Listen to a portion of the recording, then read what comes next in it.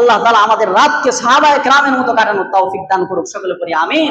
আল্লাহ তাআলা আমাদেরকে আইম্মায়ে কেরাম যারা ছিল তাদের মতো রাত কাটানোর তৌফিক দান করুক, সকলে পড়ি আমিন। তারা একেবারে পিওর ইমানদার যারা, খাঁটি ইমানদার যারা, তাদের কিছু গুণ, তাদের কিছু বৈশিষ্ট্য বর্ণনা করছে। আল্লাহ বলছেন যে এরা হলো পিওর ইমান, খাঁটি ইমানদার। তো সেই খাঁটি ইমানদারের 13টা বৈশিষ্ট্য সূরাতুল ফুরকানের 63 নম্বর আয়াত থেকে নিয়ে একেবারে 77 শেষ পর্যন্ত আলোচনা করছে। দেখি কত দূর যাইতে পারি। 1 নাম্বার, আল্লাহ পাক রব্বুল আলামিন বলেন, ওয়া ইবাদুর রহমান আল্লাযীনা ইয়ামশুনা আলাল আরদি হাওনা ওয়া ইযা খাতাবাহুমুল জাহিলুনা ক্বালু সালামা। আল্লাহ বলেন যে ইবাদুর রহমান, রহমানের বান্দা যারা, ওয়া ইবাদুর রহমান, রহমানের বান্দা যারা, আল্লাযীনা ইয়ামশুনা আলাল আরদি হাওনা, তারা যখন ইয়ামশুনা আলাল আরদ, জমিনের মধ্যে চলাফেরা করে, হাওনান, তারা নম্রভাবে চলাফেরা করে। কিভাবে চলাফেরা করে বলেন? নম্রতার সাথে জমিনে যারা চলাফেরা করে। 2টা গুণ অলরেডি হয়ে গেছে। 1 নম্বরে হলো আল্লাহ বলছেন ইবাদুর রহমান, রহমানের বান্দা যারা। দেখেন আমরা সবাই আল্লাহর বান্দা। কার বান্দা? আল্লাহর একটা সিফাতি নাম হলো রহমান। আল্লাহর একটা সিফাতি নাম কি? রহমান। আল্লাহ কিন্তু এখানে বলতে পারতেন ওয়া ইবাদুল্লাহি, মানে আল্লাহর বান্দা যারা, কিন্তু আল্লাহ এই কথা না বলে বলছে ওয়া ইবাদুর রহমানি, রহমানের বান্দা যারা। তার মানে হলো আল্লাহর এই সিফাতি নাম রহমান, এটার মানা, এটার অর্থ হচ্ছে দয়ালু। অর্থ কি? দয়ালু। অর্থাৎ যারা রহমানের বান্দা, দয়াময় আল্লাহর যারা বান্দা, তাদের কাজই হলো জমিনের মধ্যে আল্লাহর দাসত্বের পরিচয় বহন করে চলা। আল্লাহর দাসত্বের পরিচয় বহন করে চলা। এবার আসেন আল্লাহর দাসত্বের পরিচয় বহন করে চলবো কিভাবে? হযরতে হাসান বসরি রাহমাতুল্লাহি আলাইহি, বিখ্যাত তাবেঈ বুজুর্গ, উনি এই আয়াতের তাফসিরের মধ্যে লিখেছেন, তাফসির ইবনে কাসিরের মধ্যে এসেছে যে ইবাদুর রহমান কারা? ইবাদুর রহমান হচ্ছে তারা যারা তাদের যত অঙ্গ প্রত্যঙ্গ আছে, যেমন মুখ, চোখ, নাক, কান, হাত, পা, এই সবগুলা আল্লাহর হুকুমের সামনে নতজানু হয়ে যায়। অর্থাৎ আল্লাহর হুকুমের সামনে তারা কেমন জানি একেবারে নিচু হয়ে যায়, নীরব হয়ে যায়, নিস্তব্ধ হয়ে যায়। এমনকি তাফসিরের মধ্যে লেখা হয়েছে যে মানুষ তাদেরকে কেমন জানি দুর্বল মনে করে। মানুষ তাদেরকে দুর্বল মনে করে, কিন্তু আসলে তারা দুর্বল না। আসলে তারা কি না? দুর্বল না। মানুষ তাদেরকে ফকির মনে করে, গরিব মনে করে, কিন্তু আসলে তারা কি না? গরিব না, ফকির না।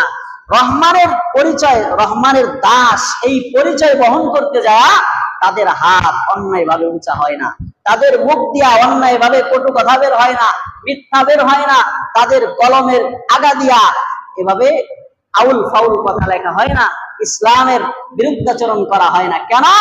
এই রহমানের দাস পরিচয় বহন করতে গিয়া 2 নম্বরে তাদেরকে মনে হয় যে তারা মনে হয় হারে একেবারে নম্র ভদ্র। এত নম্র ভদ্র কে? খোঁজ নিয়ে দেখেন, একমাত্র রহমানের দাস পরিচয় বহন করার জন্যই তার চাল চলন, আচার ব্যবহার এত নরম। হাকিকতে দেখেন গা তার অর্থ সম্পদের অভাব। এমন মানুষ আছে না নাই? তো 1 নাম্বার, রহমানের পিওর বান্দা যারা, খাঁটি বান্দা যারা, তাদের 1 নাম্বার গুণ হলো আল্লাহর দাসত্বের পরিচয় বহন করে সদা সর্বদা জমিনের মধ্যে চলে। আল্লাহ তাআলা আমাদেরকে তৌফিক দান করেন। 2 নাম্বার গুণ হলো আল্লাযীনা ইয়ামশুনা আলাল আরদি হাওনা, আল্লাহর পিওর বান্দা যারা, তারা যখন জমিনের মধ্যে চলাফেরা করে তখন নম্রভাবে চলাফেরা করে।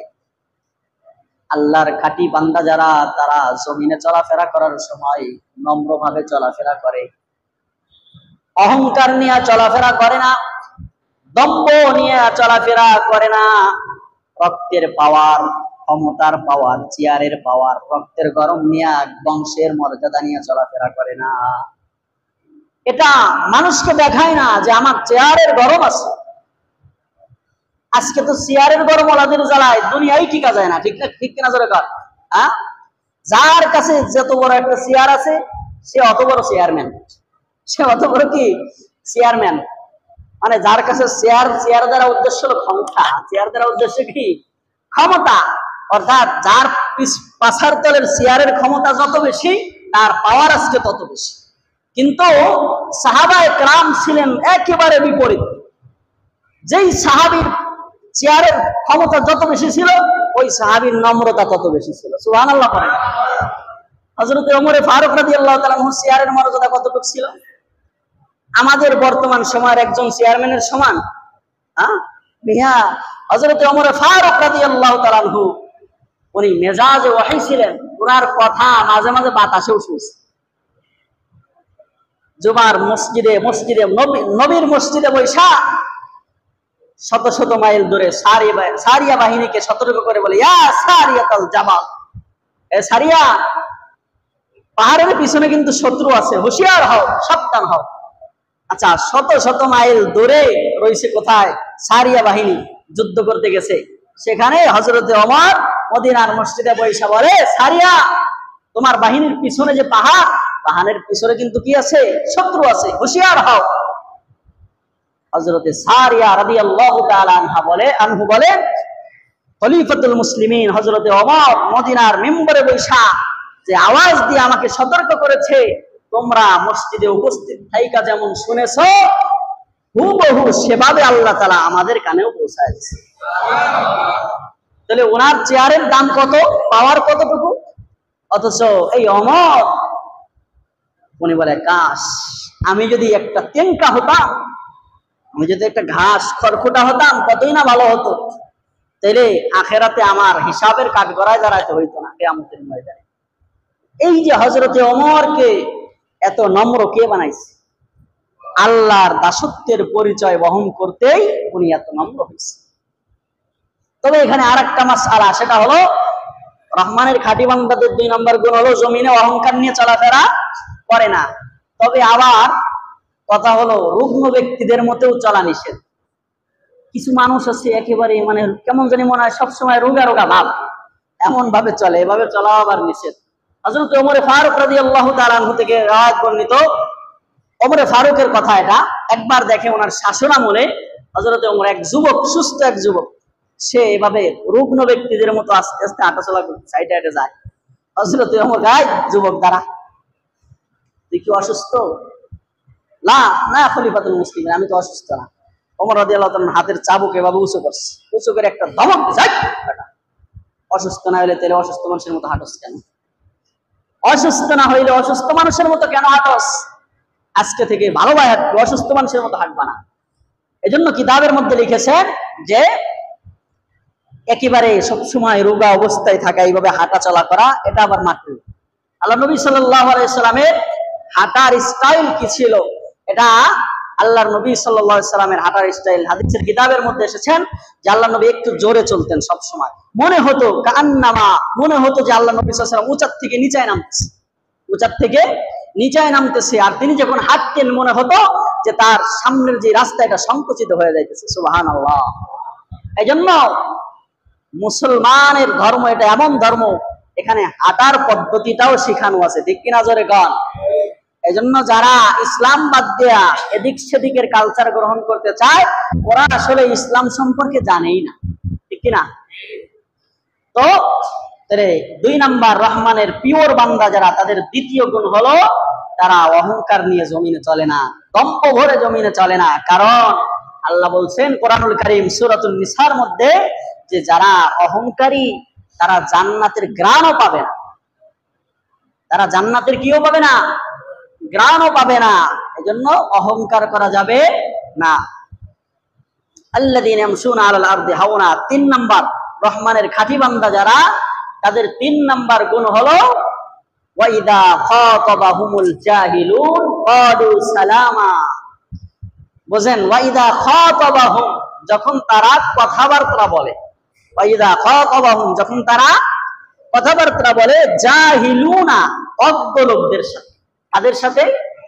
অজ্ঞ লোকদের সাথে। আল্লাহ কিন্তু এখানে কয় নাই অশিক্ষিত লোকদের সাথে। কথাটা একটু ভালোভাবে বুঝেন। যারা রহমানের বান্দা, খাঁটি বান্দা, তারা যখন অজ্ঞ লোকদের সাথে কথা বলে, অশিক্ষিতর কথা বলে নাই।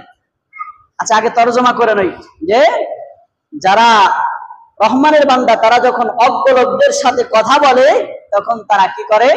তারা বলে ক্বালু সালামা, তারা বলে যে তোমার প্রতি সালাম। মানে তারা কোনো তর্কে জড়ায় না।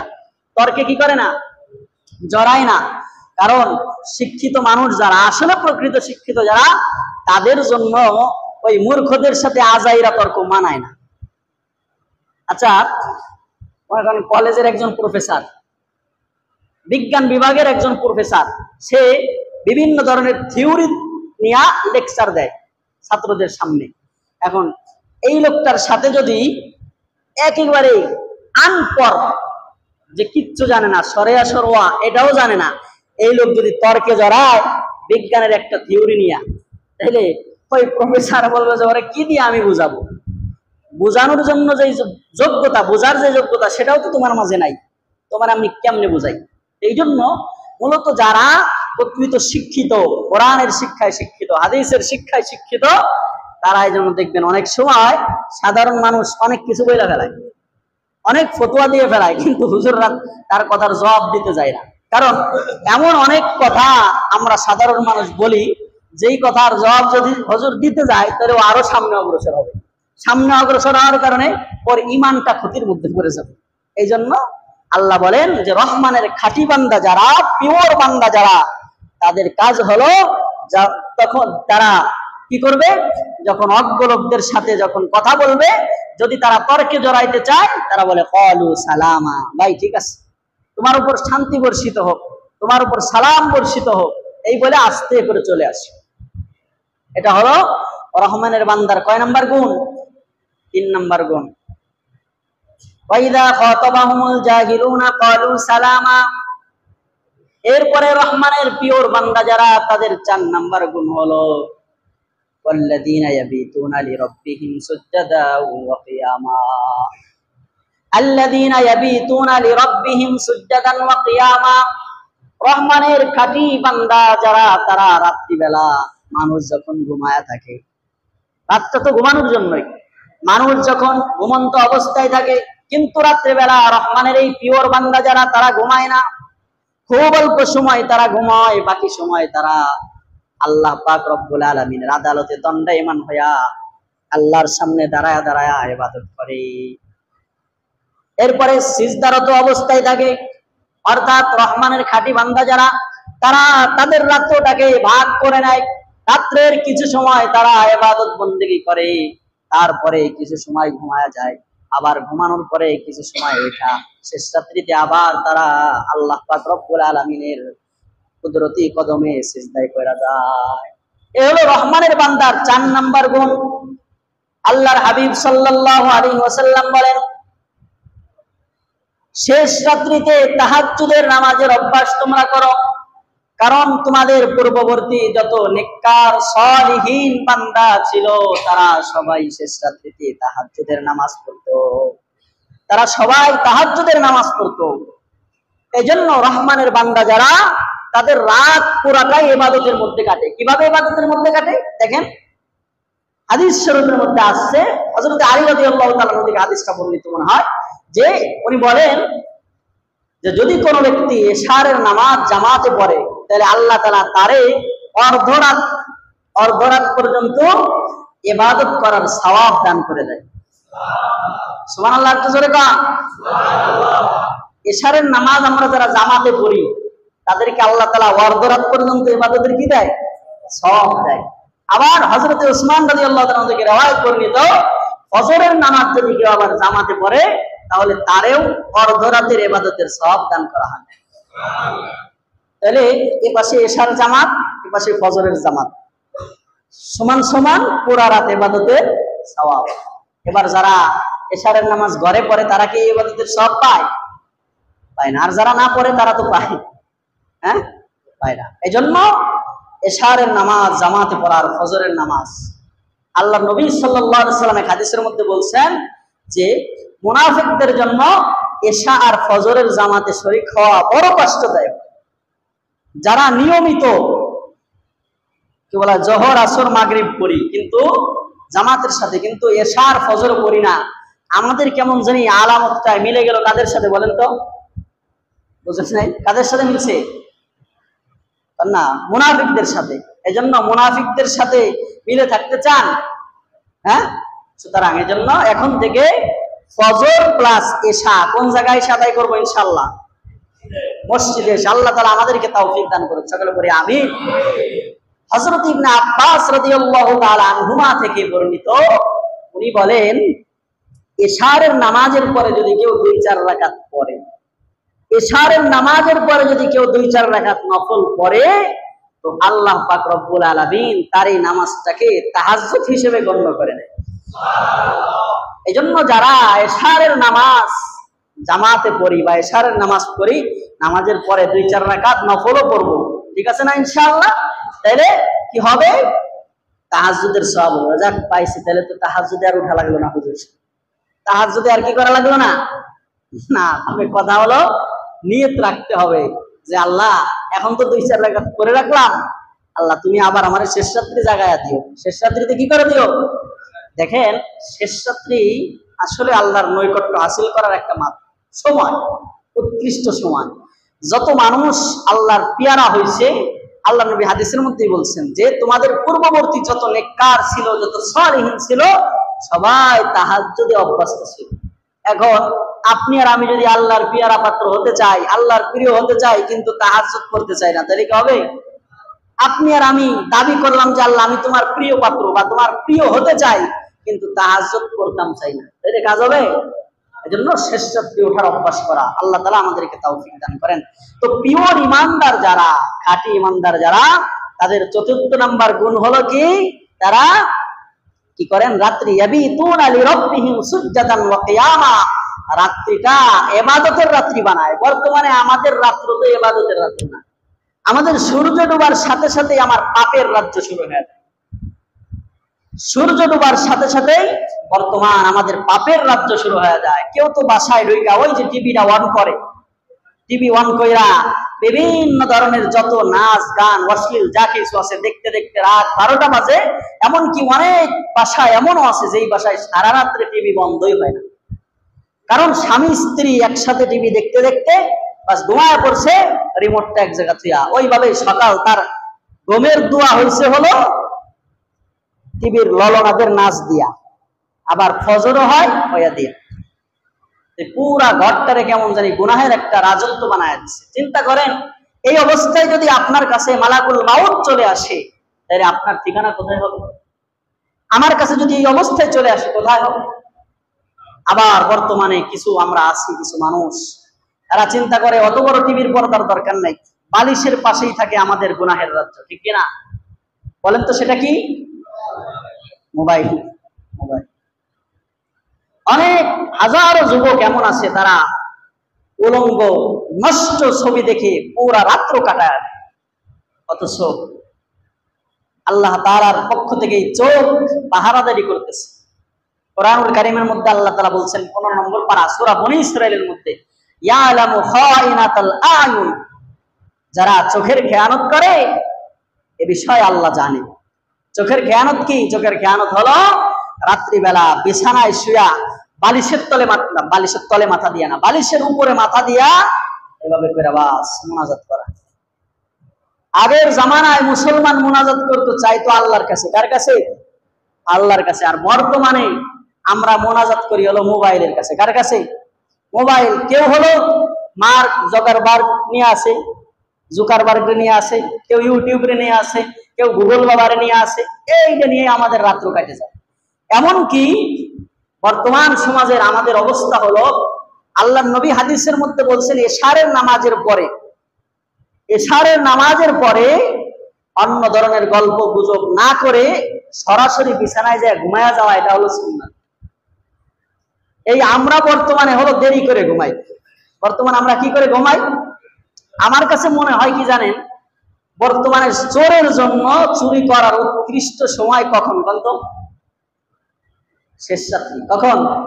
রাত্র 3টা-4টার থেকে শুরু হয়, 4টা থেকে শুরু করে সকাল 7টা-8টা পর্যন্ত চুরি করার হলো চোরের শ্রেষ্ঠ সময়। চোর যারা আছেন আমার মুসল্লি, তারা এই টাইমে চুরি করতে পারে, কারণ এই টাইমটা কেউ মোবাইলও দেবে না, আবার কেউ ফজরের নামাজেও আসে না, কিঞ্চিত কয়েকজন লোক আসে। যে কয়জন লোক ফজরে আসে মুসল্লি, ওনাদেরকে আপনারা ধরাশায়ী করতে পারবেন, কোনো সমস্যা নেই। অল্প কিঞ্চিত চিন্তা করেন, শেষ রাত্রি যেটা আল্লাহর সাথে সংযোগ স্থাপনের একেবারে প্রিয় সময়, সেই সময়গুলো আমরা কি করতেছি? আমরা নাফরমানির মধ্যে কাটায় দিই। অনেক যুবক আছি সারা রাত, রাত্র 3টা 4টা পর্যন্ত মোবাইলে।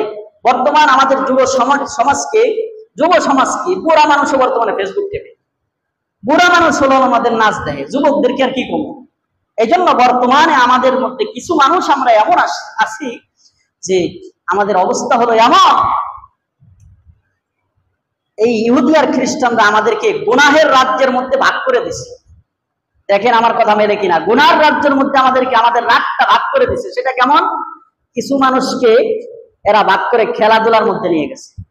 এরা যদিও নাটক দেখে না, সিনেমা দেখে না, এরা নাটক সিনেমা দেখে না, নাচ গান দেখে না, কিন্তু এরা খেলাধুলায় খুব পাগল। এদের পুরা রাত খেলার মধ্যে চলে যায়। এমনও হয় যে ওর প্রিয় দলের খেলা, যেই দলকে সাপোর্ট করে সেই দলের খেলা হচ্ছে রাত 1টায়। কয়টায়? ও রাত 1টা পর্যন্ত জাগনা থাকবে। এখন এই রাত 1টা পর্যন্ত জাগনা থাকার জন্য তো কিছু একটা করা লাগবে। যার কারণে কি তসবিহ নিয়ে সুবহানাল্লাহ সুবহানাল্লাহ করে নাকি? না নফল নামাজে দাঁড়ায় যায়, যে নফল নামাজের মধ্যে 1টা পর্যন্ত হয়ে যায় না। ওরা কি করে? মোবাইলের মধ্যে বিভিন্ন প্রকারের জুয়া, বিভিন্ন প্রকারের খেলা বা ইহুদি খ্রিস্টানরা ঢুকায় দিচ্ছে। বাস কয়টারে 1টা বাজার আগ পর্যন্ত লুডো খেলি। কি খেলি? লুডো খেলি। আচ্ছা, এই যে রাত নষ্ট করে লুডো খেলা, এটা কি হালাল না হারাম? ফতোয়া দেন আপনারা, হালাল না হারাম? বর্তমানে আরো উন্নত হয়েছে অনলাইনে। এর ভিতরে আমি একদিন দেখছি এক যুবক আমারে কইলো যে হুজুর, এখন কি তুই কার লগে খেলস? কার লগে লুডো খেলস? হুজুর ইন্ডিয়ার এক লোকের লগে আমি খেলি। ইন্ডিয়ার লগে? তুই বাংলাদেশে ইন্ডিয়ার লোকের লগে কেমনে খেলস? মোবাইলের ভিতরে এই যে সিস্টেম আছে। হুজুর তাও এমনি এমনি খেলি না। আমি ওটা জিগাইলাম যে তুই যে খেলস, লাভটা কি কম? এমনি খেলি না তো হুজুর, আমি এই পর্যন্ত মোবাইল দিয়ে 10,000 টাকা কামাই করছি লুডো খেলে। আচ্ছা, এই যে লুডো খেলে 10,000 কামাই করলো, এটা কিসের কামাই কইতে পারেন আপনারা? জুয়া জুয়া জুয়া খেলে কামাই করছে। এটা হালাল না? এজন্য বলতেছিলাম, আমাদের রাতটাকে ইহুদি খ্রিস্টানরা গুনার রাজ্যের মধ্যে ভাগ করে দিয়েছে। এক শ্রেণী খেলাধুলা নিয়ে পাগল, ওরা শুধু খেলাধুলা নিয়েই থাকে, নামাজ রোজা ওদের কিচ্ছু নাই, শুধু খেলাধুলা, শুধু খেলাধুলা। প্লেয়ারদের নাম যেভাবে মুখস্থ, যেভাবে বলে, সূরা ফাতিহার আয়াতগুলো এত তাড়াতাড়ি কইতে পারে। আবার দ্বিতীয় আরেকটা শ্রেণী, যাদেরকে এই আপনার কি বলে, এই কি কয়, ছবি আর নাটক, এটার মধ্যে ঢুকায় দিচ্ছে। বর্তমানে নাটকটা আমার মনে হয় যুবকদের ভিতরে এমন অনেক যুবক আছে, তারাও যায় যারা 5 ওয়াক্ত নামাজ পড়ে। তো এক শ্রেণীকে কি করলো, খেলাধুলার মধ্যে ঢুকায় দিছে। আর এক শ্রেণীকে এই যে কি বলা হয়, এই নাটক এগুলোর মধ্যে ঢুকায় দিছে। আবার ওরা কি বলে জানেননি? যদি ভাই নাটক দেখোস কে? ভাই নাটক দেখলে জ্ঞান বাড়ে। নাটক দেখলে কি বাড়ে? জ্ঞান বাড়ে। আচ্ছা, নাটক দেখলে জ্ঞান যতটুকু বাড়ে, তার সাথে কোরআন হাদিসের যে কিতাব আদি আছে এগুলো পড়লে জ্ঞান আরো বেশি বাড়ে না? তাহলে আজকে থেকে আপনাদেরকে বলি যে জ্ঞান যদি বাড়াইতেই চান, তাহলে আজকে থেকে বেশি বেশি বই পড়েন। বেশি বেশি কি পড়েন? বই পড়েন। ইসলামিক বইও পড়েন, আবার সাধারণ নলেজের বইগুলোও পড়েন। আপনার ওই নাটকের চাইতে জ্ঞান আরো বেশি বাড়বে, ঠিক কিনা? এজন্য দ্বিতীয় শ্রেণীর এইগুলোর মধ্যে মত্ত করায় দিছে। তৃতীয় আর একটা শ্রেণীকে ভয়ঙ্কর একটা দিক ধরায় দিছে এই ইন্টারনেট। সেটা হলো কি, যারা যুবক আছে, অবিবাহিত যুবক, যারা রাতে একা একা থাকে, ওদেরকে নষ্ট ব্লু ফিল্মের দিকে ধাবিত করে দিচ্ছে। হাজারো যুবক নষ্ট হয়ে যাইতেছে। এটা আমি ছোট্ট মানুষ, আমার কাছে অনেক যুবক এসেছে, হয়তো তার একটা সময় অনুশোচনা জেগেছে, এটা আমি ঠিক করতেছি না, বলে হুজুর এটাতে আমি ছাড়তে পারতেছি না, কি করণীয় আমার? আমি তারে বলি এভাবে এভাবে ছাড়ো, দেখো হয় কিনা। হুজুর তাও হইতেছে না। মানে আসলে এমন কিছু যুবক আছে, ইল্লা মান তাবা ওয়া, আর আলোচনা যাইতে পারলাম না সামনে, এটাই করেই শেষ করে দেই। ইল্লা মান তাবা ওয়া আমানা ওয়া আমিলা আমালান সালিহান ফাউলাইকা ইউবাদদিলুল্লাহু সাইয়্যাতিহিম হাসানা। আল্লাহ বলেন, যারা গুনাহ করছে, তবে গুনাহ করার পরে মান তাবা, তাওবা করছে, ওয়া আমিলা, এবং আমল করছে, আমালান সালিহা, নেক আমল করছে, ইউবাদদিলুল্লাহু সাইয়্যাতিহিম হাসানাত, আল্লাহ তাদের পিছনের এই গুনাহগুলোকে নেকি দ্বারা ভর্তি করে দেয়। কিছু যুবক ভাই এমন আছে, অনেক যুবক আছে যারা এই ইউটিউবের মধ্যেই ভালো ভালো ওলামা ইকরামের বয়ান শুনে শুনে তারা চোখের পানি ফেলায়, তারপরে তারা ওই নষ্ট জগৎ থেকে ফিরে এসেছে। এজন্য এই অভ্যাস যাদের আছে বলি, এগুলা দেখতে দেখতে একটা সময় আপনার ঈমান চলে যায়। অনেক যুবক এমন আছে যাদের ঈমান নাই, কারণ হলো এই নষ্ট ব্লু ফিল্ম দেখা যদি কেউ আনন্দ পায়, আনন্দ নিয়া যদি বলে আরে এদের মধ্যেই তো সব মজা, এই বলে যদি হাতে তালি দেয়, ওর ঈমান শেষ। এইটা বলে যদি বলে আরে এটাই তো সব, কিসের বিয়ের দরকার, বিয়ে শাদীর দরকার নাই, তো এমনই ভাবে ওর জিন্দগি শেষ করতেছে, যৌবন শেষ করতেছে। বিয়ের আগেই ওর যৌবনের সব কিছু শেষ করে দিতেছে, এরপরে বিয়ের পরে যায় বোর যেই হক সেটা দিতে পারতেছে না, সংসারের মধ্যে আগুন লেগে গেছে। ঠিক কিনা? আমার কথা ঠিক আছে? এজন্য ভাইয়েরা, যুবক ভাইয়েরা, তৃতীয় নাম্বার গুনাহের রাজ্যের মধ্যে যারা আছে তাদেরকে বলি আপনারা ফিরে আসুন ওই অন্ধকার জগৎ, নষ্ট জিন্দগির থেকে ফিরে আসেন। আল্লাহ আপনাদেরকে ডাকে, আল্লাহ আপনাদেরকে ডাকে, বিশ্বাস করেন। ঘটনা আজকে যেটা বলতে চাইতেছিলাম সেটা এখন আর বলা হবে না, সংক্ষেপে বলি। হযরতে হামজা রাদিয়াল্লাহু তাআলা আনহু, আল্লাহর নবীর চাচা, শুধু চাচা নয়, আল্লাহর নবীর সমবয়সী ছিলেন, আল্লাহর নবীর দুধ ভাইও ছিলেন, আল্লাহর নবীর বন্ধুও ছিলেন। এই হামজা রাদিয়াল্লাহু তাআলা আনহুকে উহুদের যুদ্ধে যে শহীদ করছিল তার নাম কি জানেন? বলতে পারবেন কেউ? ওয়াহাশি। কে?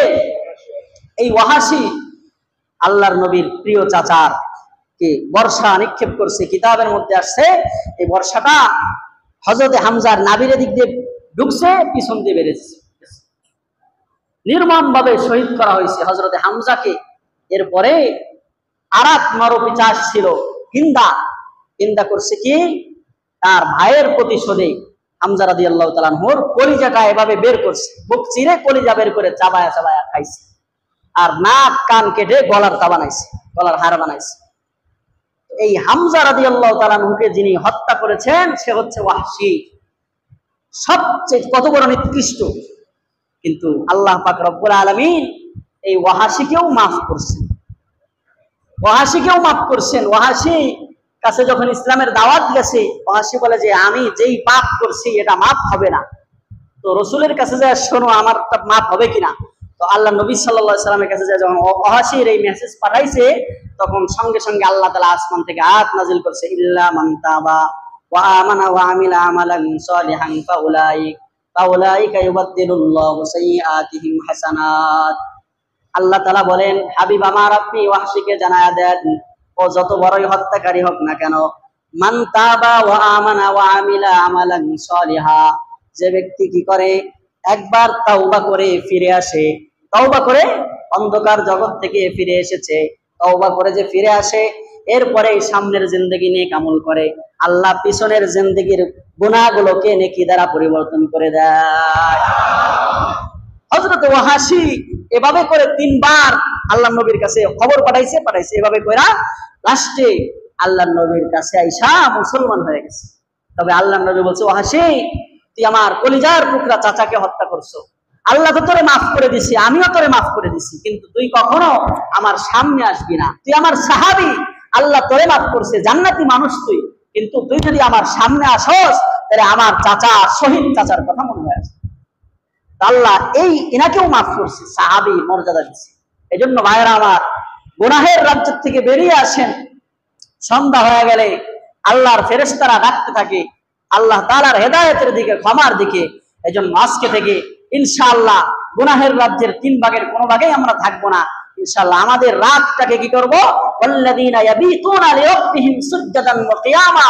আল্লাহর পিওর বান্দা যদি হতে হয় তাহলে ইয়াবিতুনা লিরাব্বিহিম, তারা তাদের রাতকে অতিবাহিত করে লিরাব্বিহিম, তাদের রবের জন্য, সুজদান সিজদারত অবস্থায়, ওয়া কিয়ামান দাঁড়ানো অবস্থায়। আল্লাহ তাআলা আমাদের রাতকে সাহাবায়ে কেরামের মতো কাটানোর তৌফিক দান করুক, সকলে পড়ি আমিন। আল্লাহ তাআলা আমাদেরকে আইম্মায়ে কেরাম যারা ছিল তাদের মতো রাত কাটানোর তৌফিক দান করুক, সকলে পড়ি আমিন। ওমা আলাইনা ইল্লাল বালাগ। আজকে 4টা বয়ান করলাম পিওর ইমানদারের গুণ, আগামীতে ইনশাআল্লাহ আরো বাকিগুলো বয়ান করব। আল্লাহ